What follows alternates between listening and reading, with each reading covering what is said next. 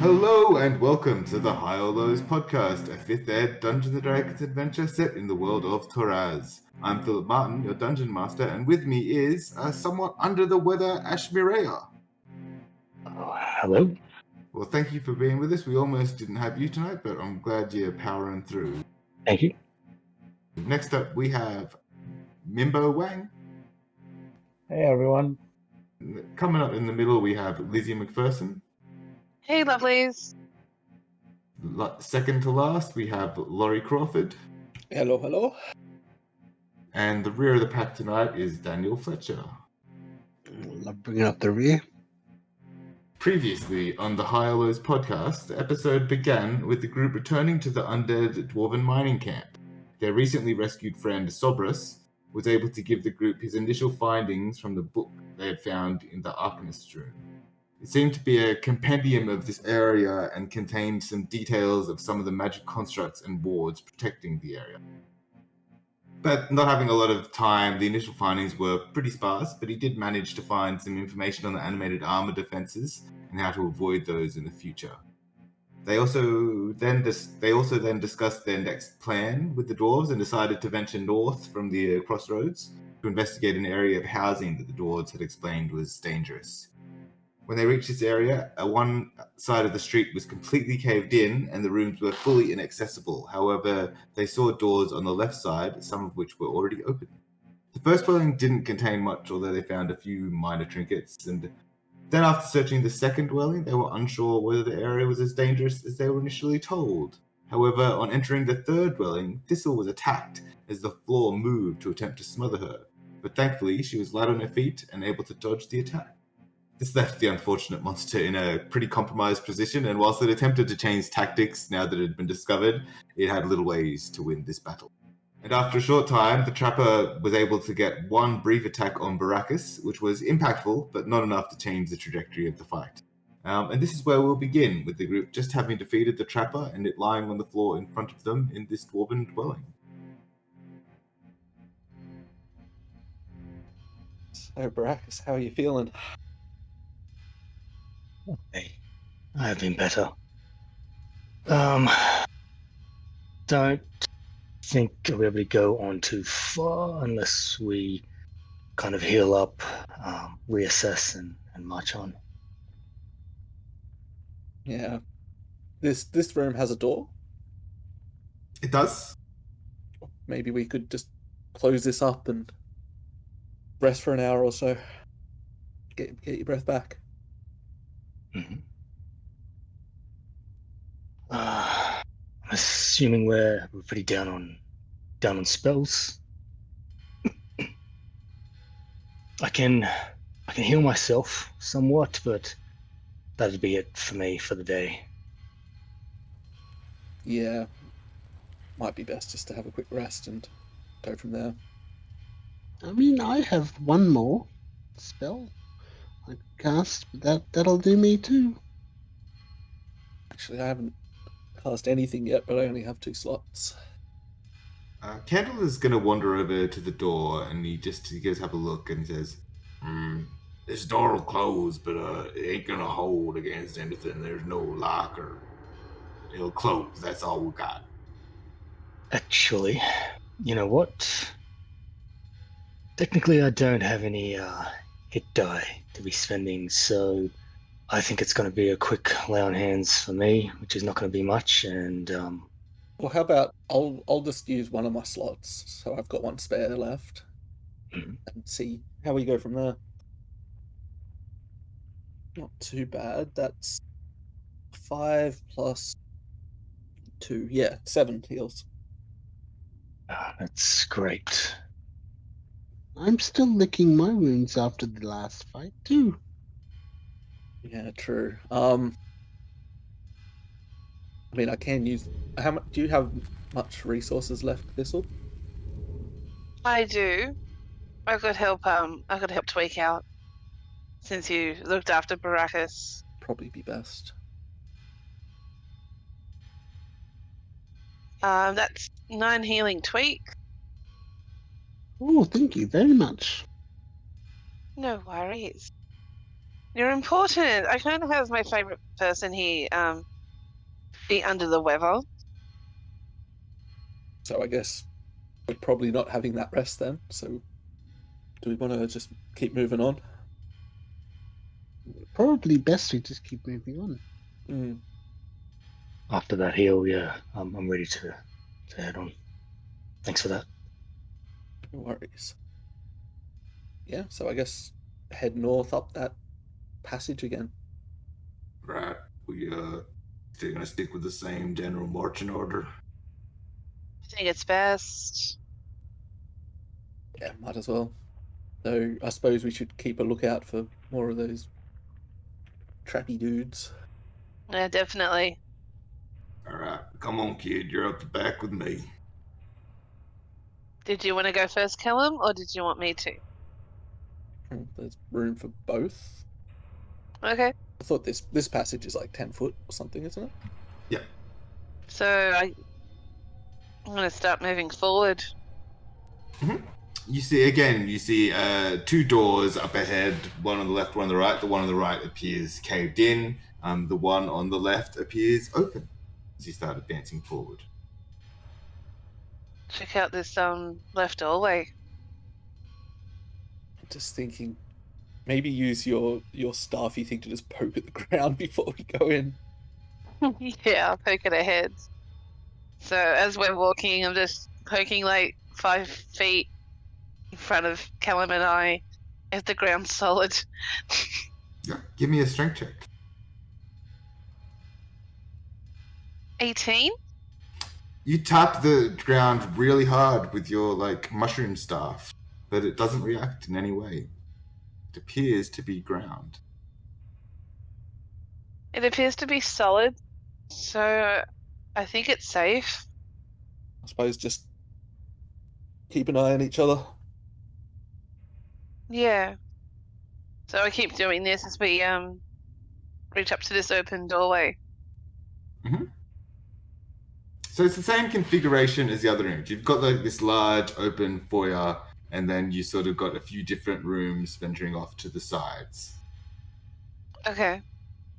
Well, let's have a quick look at what bounty we might find. Wait, let me just poke the ground in the room first. So what are you guys doing as you enter in the room? Are you all going in? I want to poke it a little bit, just going in just to make sure that it's also solid ground. Yeah, the ground appears solid. Okay. Maybe I'm just being a little paranoid. I get it. I mean, it was quite distressing when it happened to me. Absolutely. So you're sort of entering this room, and yeah, so you've got a door off to your ahead and to the left, a door up ahead and to the right, and a door just a little bit off to the left. Okay. They're all open. Let's go around, try and find stuff. Yeah. I mean, I'll probably, if we're only going to get a couple rolls, I'll probably let someone else do it. They're probably better than I am. Okay, so what are you guys doing as you explore this room? I'm gonna check to see if it's safe and everything, no traps or anything like that. Okay, give me a perception check. 12? You don't notice anything odd. You notice that there's a few extra bits of there's probably a bit more crumpled rock around here than you have seen in a few other places. But it must have just blown in from the other side, because there is quite a bit of collapsed rock on the rock from the right side of the tunnel. Okay, makes sense. Okay, so as you continue, are you going into one of the rooms, Thistle? Sure. Okay. So as you I'll go, follow her in. okay, excellent. As you both enter a room, you go in together. What are you doing, Callum? Probably trying to keep a bit of overwatch on everyone. Yep. Baracus, what are you doing? I'm gonna hang back this time. Yep, hang back by the door. Is that where you are as well? Oh, sorry? Yep, no, you're right. Just by the door. Yep. Is that where you are as well, Chuck? Yes. Okay. In that case, then probably Candle will probably come and join Callum just to keep a bit of a buddy system going.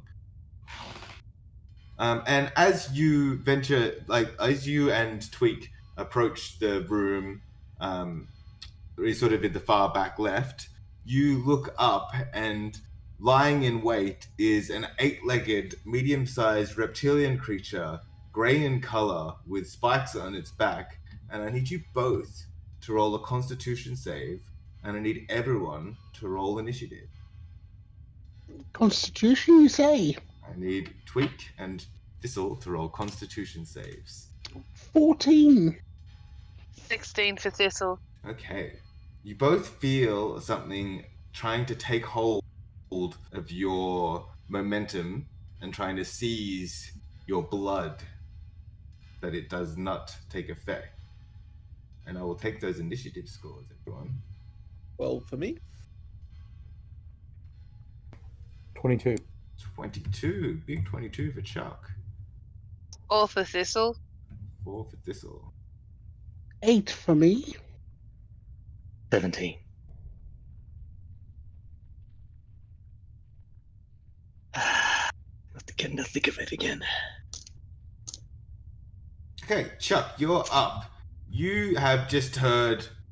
I don't know what noises in like a half a second, split second noises might Thistle and Tweak have made as that effect happened to them.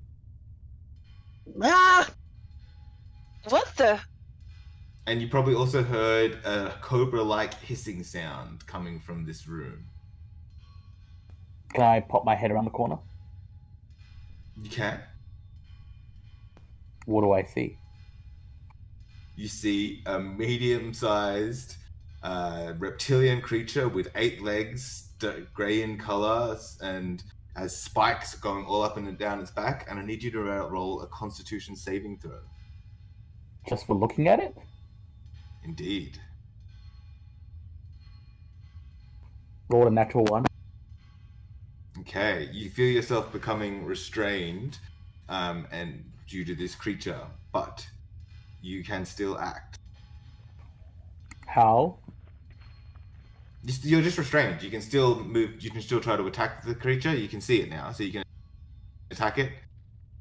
I'll try and mind sliver it. Okay, Mind Sliver. This thing is not very dumb.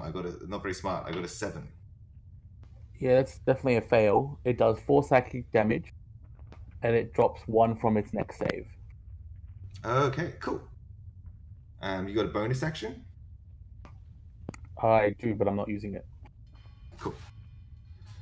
It is now this reptilian creature's turn, and it is going to charge up to Thistle and Tweak. It's only about 15 feet away from you.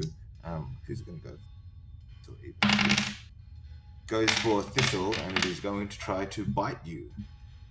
But that is only a 10 to hit. Misses. And as it's charged towards you, you see that there are some very small variants. It looks like young of this creature in a nest, and you seem to have disturbed this creature's nest. Okay. Baracus. Well, we didn't take that rest, so I'm hoping I can still apply the hex spell to this creature. You can. Great. Cool. I'll do that as a bonus action, and I think at this stage I'm just going to fire off a Eldritch Blast. Okay, so as you look at the creature, I need you to make a Constitution saving throw. Ooh. Would I have known enough that I can kind of avert my eyes? Did I see enough evidence? No one's really done or said anything about this, so. Okay. All right. Kind of avert my eyes, but much too late. I'll say, don't look at it. Nat 20. Yeah, you shrug off this effects, and you can roll your hit. Oh, okay. And the hit is not at disadvantage or anything there, right? No, because you got a clear shot at it. 8, 3 necrotic and 5. Did it hit? What was there to hit? Oh, you're right. I rolled 14. That misses, unfortunately. No, it was a nat 14. Oh, nat 14. Would have half cover because Thistle and Tweak are in the way. Distance, yep. So it was a 19. Then half cover would have brought it down to 17. Yep, that hits. Oh, great. So 8 points. 8 points of damage. At this point in time, these 3 tiny little creatures, all sort of 8-legged small reptilian creatures, all charge ahead to be with their seemingly mother. You're not 100% sure. Callum. Okay, so is there any room to squeeze in past everyone and get into melee combat? Yes. Okay. They wouldn't have actually gone into the doorway. No, they would have had to. We'll say yes, because I like to spend a little bit of disbelief. We're not actually playing on a battle grid. Yeah, cool. So I will jump in. Probably go next to Tweak. I think he's looking the worst. And I will take a swing at this guy. And I will resoundingly miss, rolling a 2. But you do not have to do any sort of concentration con save. I kind of assumed I might not having eyes and all. Candle is going to take your advice. He's going to go stand next to Chuck, and he's going to take the advice of Baracus, and he's going to shoot with disadvantage. But it will still hit. He doesn't get his sneak attack damage, though. But he does do 11 points of damage. And all of a sudden, Mama Reptilian looks hurt. Tweak. You're sort of standing in the door. Like you're sort of standing in the doorway of this thing, and this thing is right in front of you. I will. Let me see here. I will pull out my focus and cast Fairy Fire on the mother and the babies if I can on a 20-foot cube. Yeah, you can get all of them, and you don't. Yeah, you won't get any of your people yet. Okay, I will roll. What's the DC? 14. Okay, Mama dodges with a nat 20. I rolled 17 and 18 for the little ones, but except the last one I rolled a 2. So one of the little babies is lit up like a Christmas tree. Okay, and I'll send my Steel Defender around the back. You won't be able to flank? you won't be able to flank because this is all happening in a doorway. You would probably have to command your Steel Defender to essentially come up under you and mount it, and then you'd be able to attack from a mounted position. Because like the 3 of you are all in a doorway fighting this big creature. It's like in the doorway. Okay, I will, yeah, alright, then I'll mount the... Will the Steel Defender, can he attack when I'm mounting it? Yeah. I suppose it can, yeah. Yeah, because you're small, it can. So I'm essentially like, this means you don't have to disengage or move away and risk an opportunity attack. You can still, you just got to stay in melee with it. Okay, and I'll attack with it. Yeah. 16 to hit, the big one. That hits. 11 damage. 11 damage, and yeah, that she didn't like that. Cool. Anything? That's your full turn. That's my full turn. All right, Thistle. Okay, I'm gonna try to avert my eyes so I'm not in the same position as I was in before, and I'm gonna try and shillelagh this thing. Okay, so bonus action to summon your shillelagh and roll to hit with disadvantage. Okay. Does 15 hits? Just hits. Ugh. And that's 9 bludgeoning damage. That's 9 bludgeoning damage. Yeah, she's looking kind of hurt now. Also, for bonus action. Bonus action was summoning the shillelagh. Oh, that's right. Yeah, that's right. Oh, good. So you're standing your ground? Yeah, I'm standing my ground. I'll move in a little bit, but I'm going to keep my eyes averted. Okay. So what I'm going to do, now that that's the end of the round, everyone can make a nature check. Everyone that saw it, which is everyone except for Callum and Candle. I saw it. Oh yeah, you saw the outline of it. Yeah, you can give me a nature check, sure. 25. Not gonna beat that. I'm not going to beat that. But what did you get? I just 11. want to give context. 11, yeah. Reptilian I got creature. 9. Weird. Yeah, you're not sure either. I had 19 plus 6. Chuck or Baracus, what did you guys get? 15. 15? What about Chuck? I got a 15. Okay, so Baracus and Chuck, you would have heard of this creature just as like part of your combat training, but you probably never actually engaged one before. Definitely not you, Chuck, and probably Baracus. You probably just never actually were involved in the encounter, but you probably heard about the encounter. This is a basilisk. They are a reptilian monstrosity that, if you look at their gaze, they can turn you into stone. Chuck, you had dawned on you that you are halfway towards turning to stone right now, and you are at risk. And Tweak, with a 25, you've heard very detailed accounts of basilisks from the goblins. They probably threatened you. They would send you to the basilisk dens. Maybe you've even seen them. Maybe some of them had a couple of sneakily trained basilisks as part of their full battle group. So you've actually seen a couple of basilisks in your time. So with a 25, you know that, yes, they've got the petrifying gaze. Their bite does their extra poison damage. If you are turned to stone, you can be brought back, but it will require a greater restoration spell or similar magic. And you would also know that if you can get the basilisk to see its own reflection within 30 feet of it in bright light, it might target itself with its own gaze. Okay. You would know that the infants do not possess the petrifying ability, and their bite isn't that bad. But yeah, it's still not fun. Hey, you've probably been bitten by an infant before. It'll nip you, but it's not the worst thing in the world. They're like bed bugs from where I come from.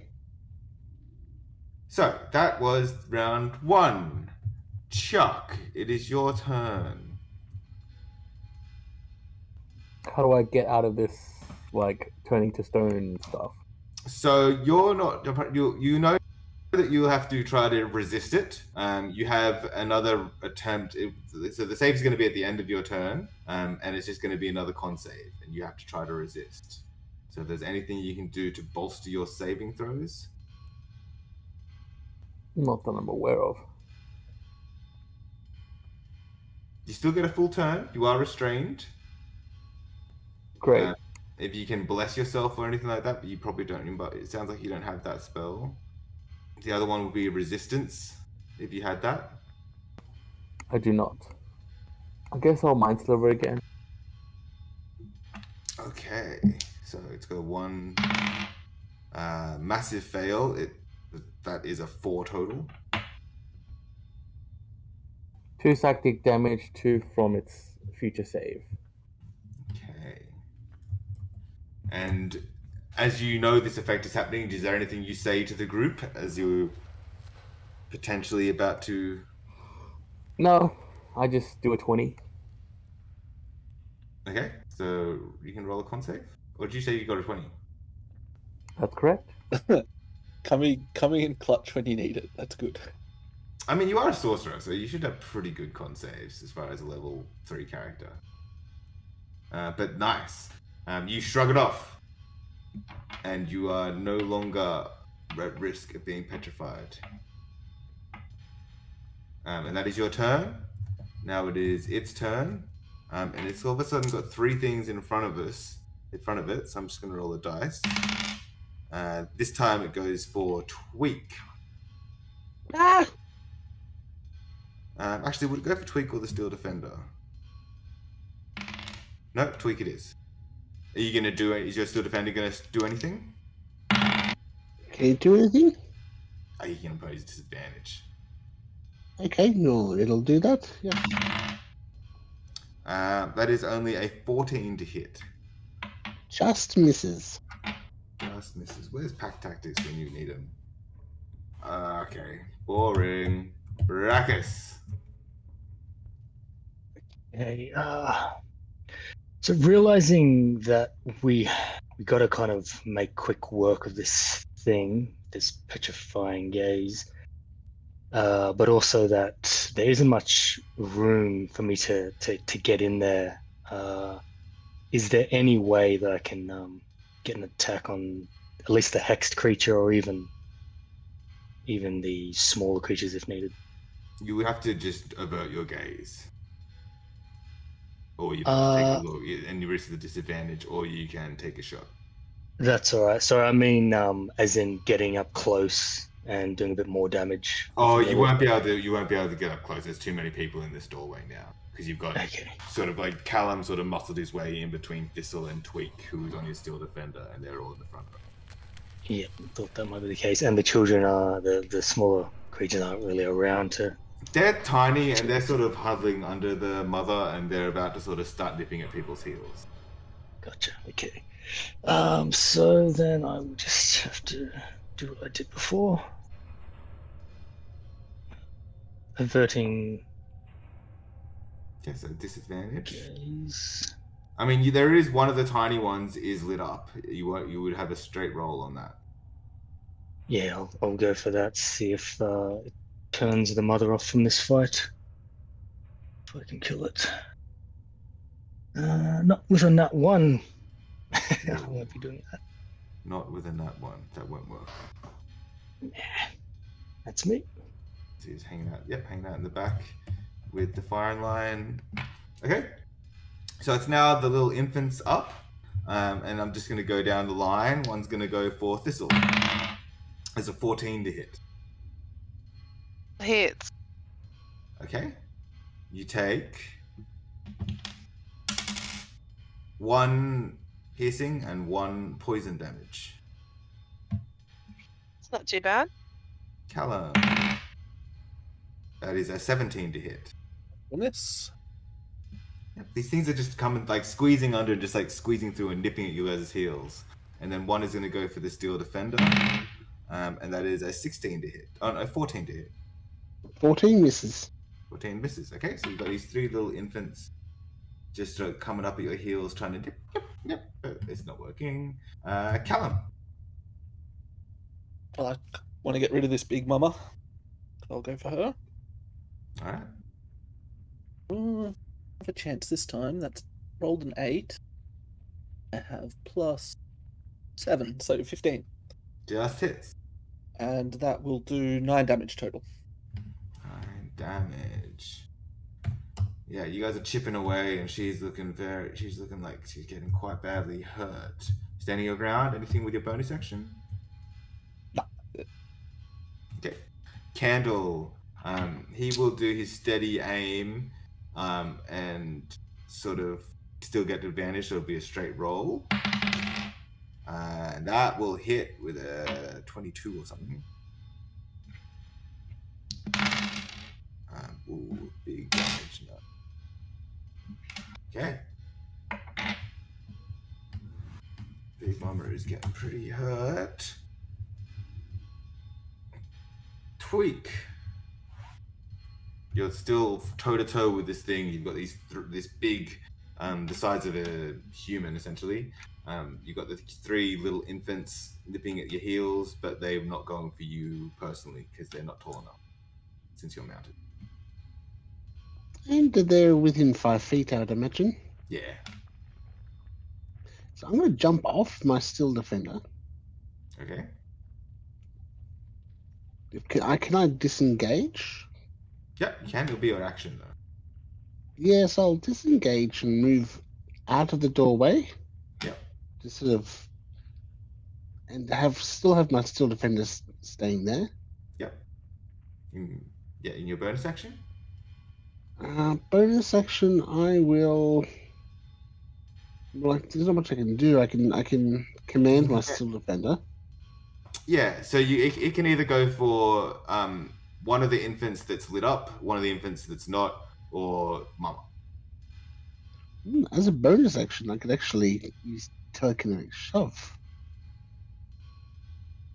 You could try pushing one out of the way.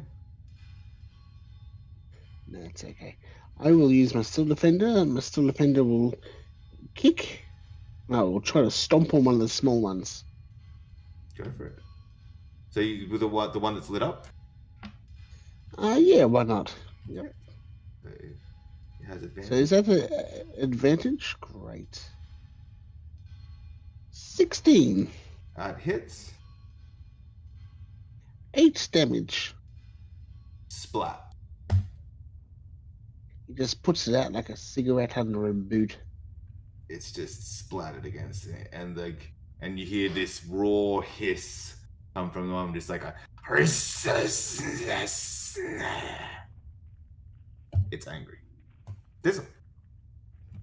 I'm assuming you've just gone back to join the Candle and Chuck and Brackus. Yeah, you ran back to the firing line. That's cool. Sorry, Thistle, your turn. I'm going to try and make it a bit more angry. I'm going to cast Blindness Deafness on it. Okay, what do I need to do? I need a con saving throw, please. -2, by the way. Yeah, no, I'm fully aware. This is going to be interesting. So, what's the DC? Con 13. Con 13 -2. So I need So to 11. roll. I need to roll a 13 on the dice. I rolled a 14. Oh, So just make it. damn, I thought that would have made it easier for us. Yes, unfortunately, no. Did you want to do anything with your bonus action? How's everybody looking for health? No, no one's too bad. Okay, I think you took the biggest bite. no, fair enough. Well, no, I'm not doing anything. Okay. Chuck. Make me a save. Fail. I got a 2. 3 damage. 3 damage. -1 to the save. Okay. It is Mama's turn. And let me think. Who's been doing... It's just going to be whoever's been doing damage to it. Well, Steel Defender... Okay, but Chuck... Callum hurt it real bad. Gonna pick between those two. Callum it is. So am I rolling with disadvantage because of...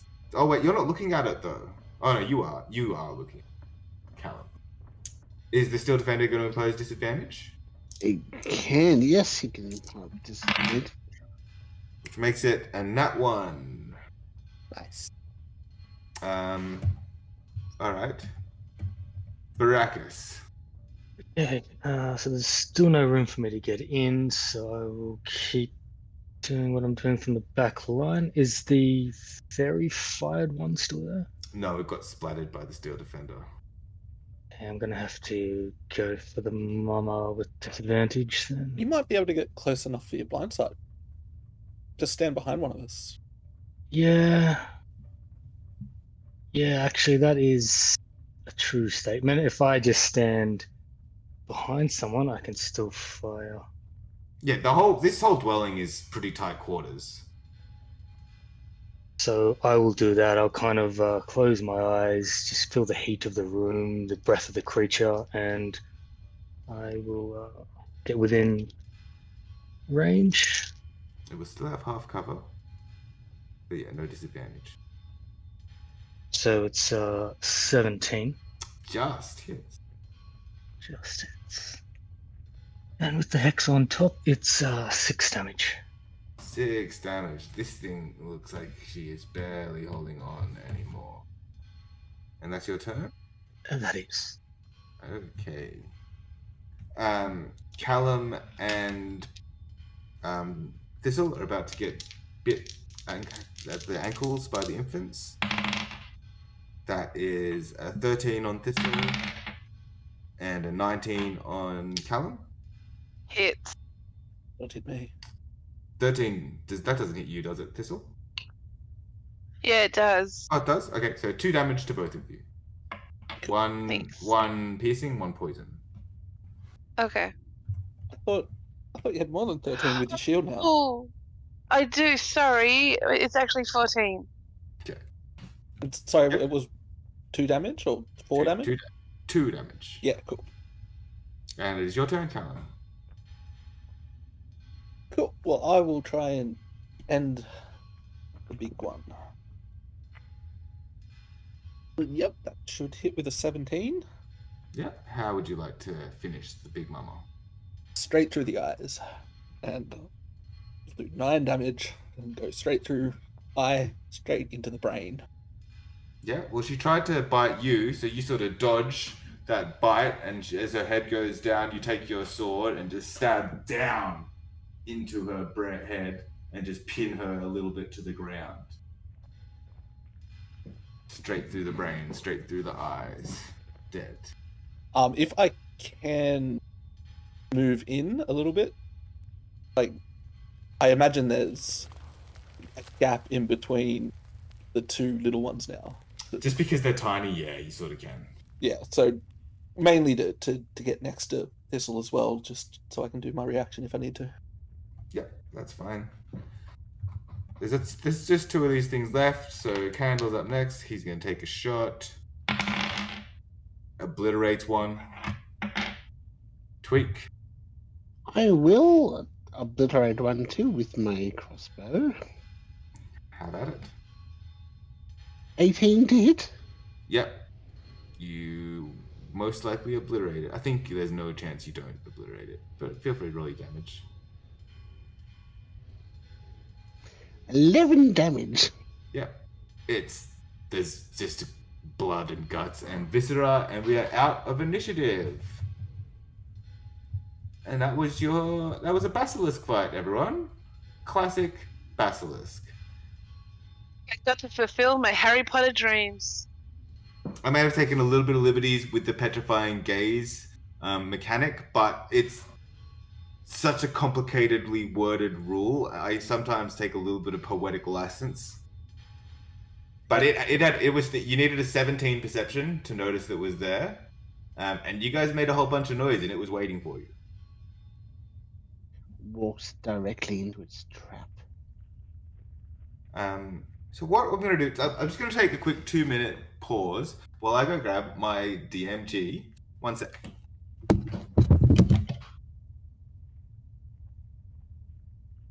Ooh, maybe that means loot. DMG. I know.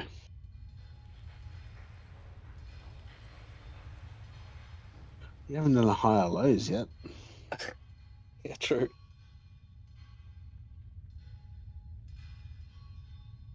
Does it have a wand of wishes? Higher lows. I'm pretty sure you'd need a 101.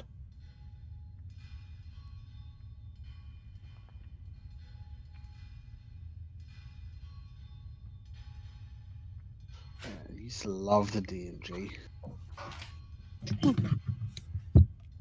Just like flipping through the pages.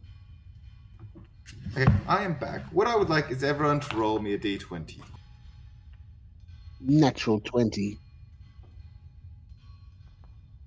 9. 2. 17. 11. Okay. 11. Okay, so I will get a d100 from Thistle and from Tweak. Ooh, let me just get my D100. That's 49 for Thistle.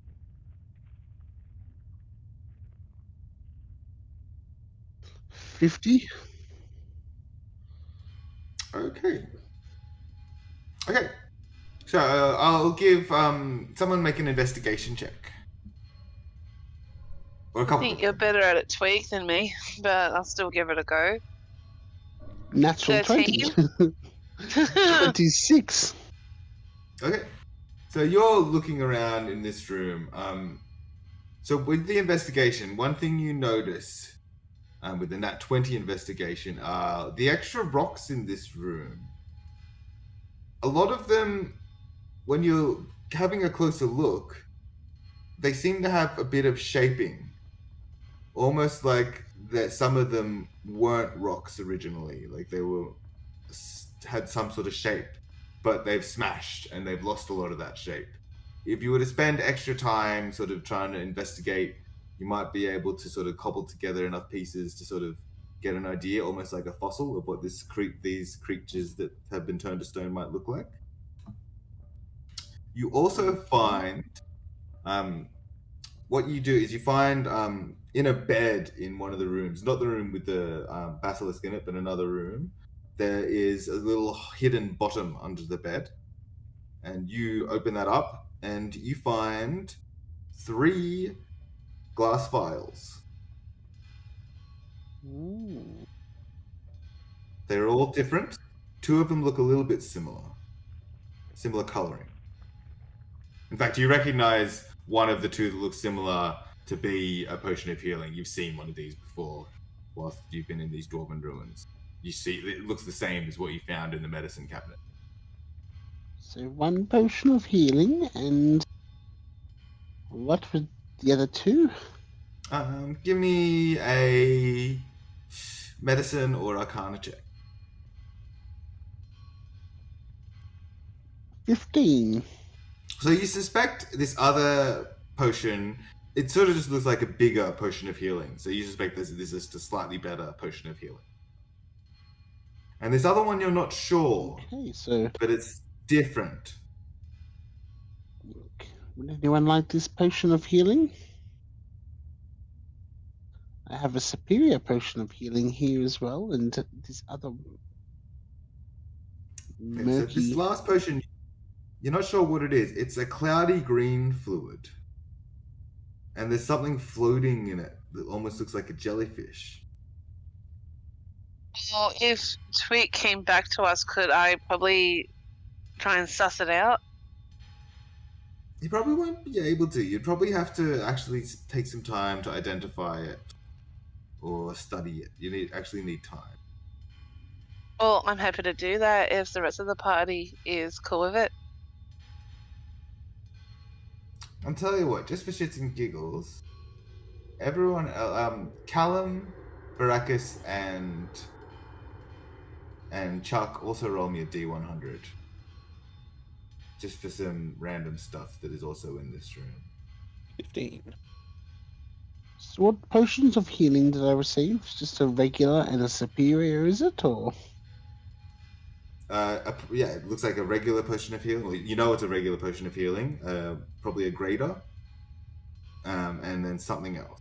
But you're not sure what that something else is.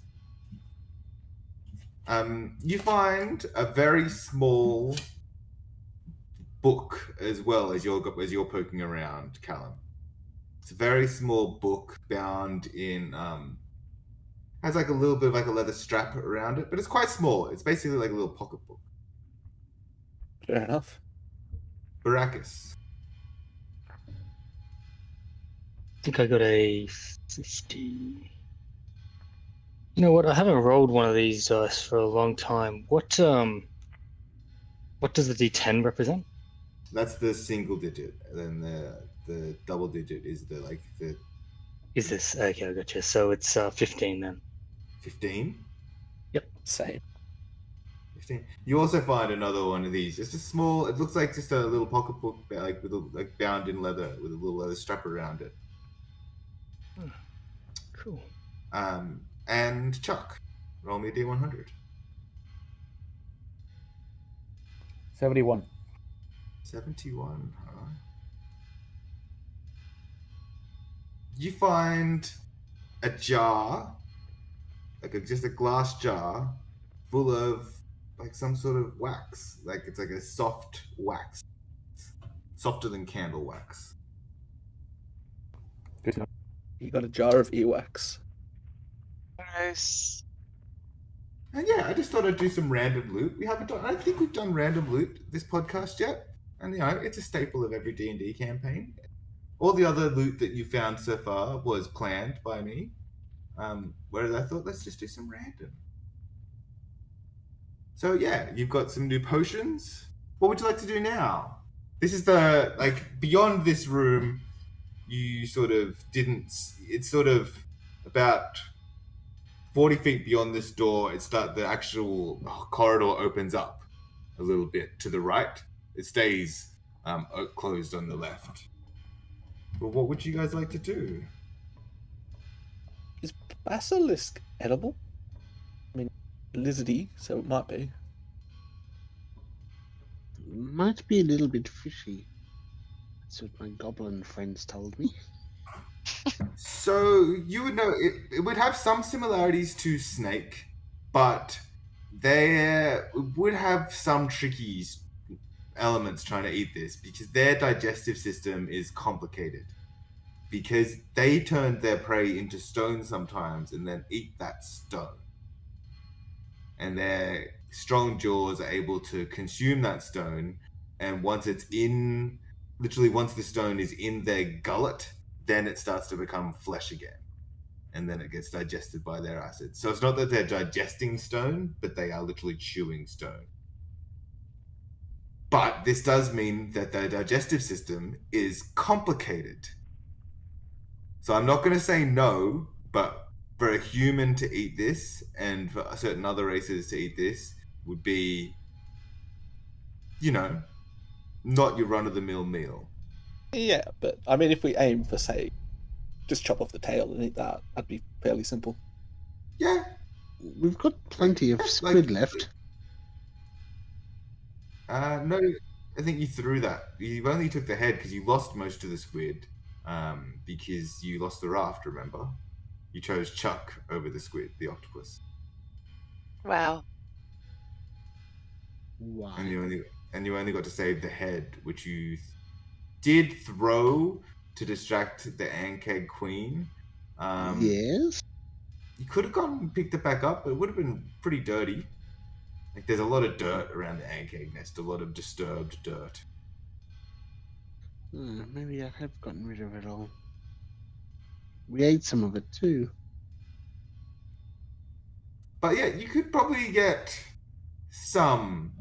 I'll tell you what. Someone can make a survival check if you're literally going to try to harvest this thing. I've got pretty decent survival, so I think I might do it if that's cool with everybody. Well, I've kind of already started doing it.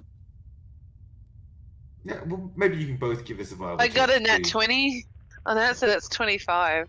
Okay, what did you get? 23. Yeah, okay. Both of you roll me a d6. 6. That's 4. Same. I think you find the babies probably taste better. Okay. So you both find about 10 pounds of edible meat from the basilisk. From the Baracus? Don't start trying to get edible meat from the Baracus. That's very rude. They tried that once before. I haven't. They, yeah, they didn't make it. Probably someone tried in Virtue. Someone probably made a joke about it in Virtue. But that wouldn't taste very good. Yeah, so that equates to 5 rations worth. Like 2 pounds of meat sort of per day is a ration.